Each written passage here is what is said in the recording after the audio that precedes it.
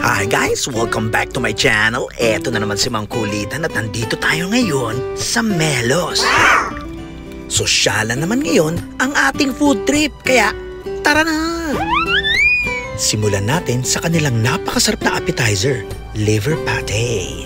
Siyempre, wag kakalimutan yung bread kasi libre yan eh. Pero itong soup, masarap to. Shrimp bisque. May soup ka na, may salad ka na, at tchanan! Ayan na ang napakasarap na steak. Actually, yung salmon dapat medium well, pero ang napili ni Mang Kulitan at Joy Powers ay medium rare. Kaya tingnan nyo ang napakasarap na steak na order namin dito. And as always, napakasulit talagang kumain dito sa Melos. Kaya suki na kami dito for more than 15 years.